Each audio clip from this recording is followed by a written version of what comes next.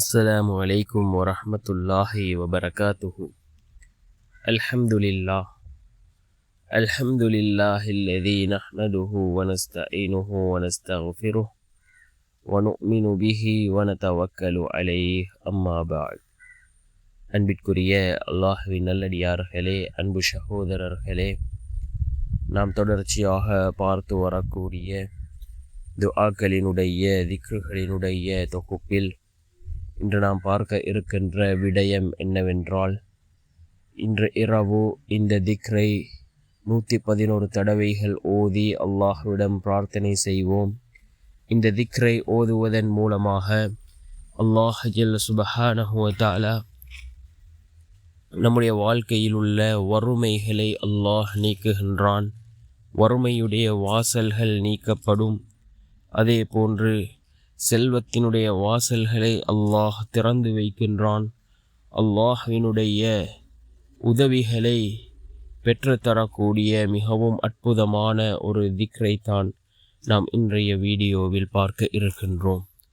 அன்பார்ந்த சகோதரர்களே, அல்லாஹ்வின் நல்லடியார்களே, இந்த திக்ர் மிக முக்கியமான திக்ராக இருந்து கொண்டிருக்கின்றது.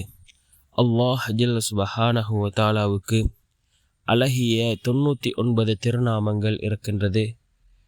இந்த திருநாமங்கள் அல்லாஹ்வினுடைய தன்மையை கூறக்கூடிய, அல்லாஹ்வினுடைய வல்லமைகளை சக்திகளை கூறக்கூடிய இந்த திருநாமங்களை கொண்டு நாம் அல்லாஹ்விடம் உதவி தேடினால் நிச்சயமாக அல்லாஹ் நமக்கு உதவி செய்வான்.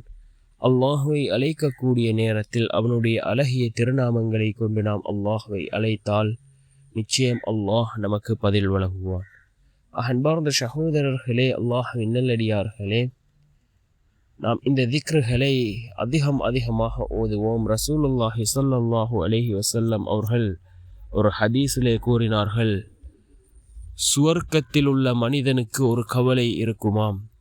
சுவர்க்கம் சென்ற மனிதனுக்கு ஒரு கவலை இருக்குமாம். என்ன கவலை என்றால், இந்த உலகத்திலே வாழ்ந்த சந்தர்ப்பத்தில் இன்னும் அதிகமாக அல்லாஹுவை திக்ர் செய்திருக்கலாம் என்ற கவலை ஒவ்வொரு சுவர்க்கத்தில் உள்ள மனிதனுக்கும் இருக்கும் என்று கூறினார்கள் அருமை நாயகம் ஸல்லல்லாஹு அலைஹி வஸல்லம் அவர்கள்.